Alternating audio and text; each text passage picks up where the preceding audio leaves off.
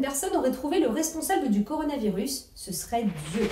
C'est en tout cas ce qu'affirment plusieurs publications sur Facebook. Alors, pourquoi ces messages sont-ils autant relayés? C'est ce qu'on va voir ensemble.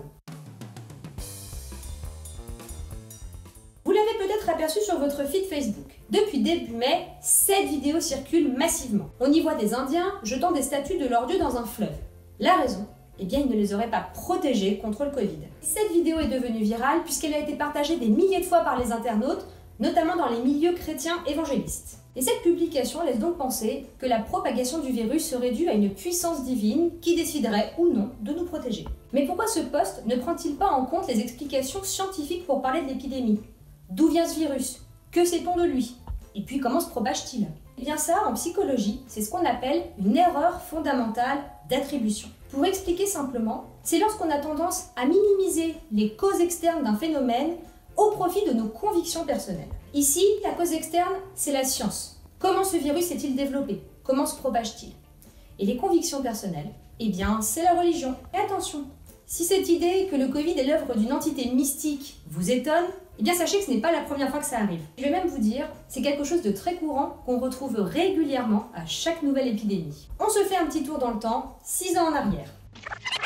En 2014, le virus Ebola frappe durement le continent africain.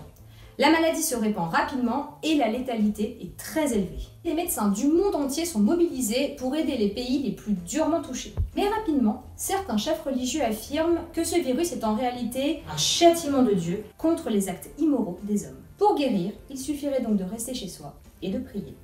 Mais en réalité, cette idée d'un Dieu qui punit, eh bien, elle est très répandue depuis le Moyen-Âge. À l'époque, on connaît très peu de choses des maladies, comme la peste par exemple. Donner une explication divine à tout ça, eh bien, c'est donner du sens face à des événements que nous ne maîtrisons pas. Et c'est finalement dans la nature de l'homme. Et sans transition, on retourne à nos dieux indiens jetés dans le fleuve. Cette vidéo remonte au moins à septembre 2015, donc bien avant l'épidémie de Covid.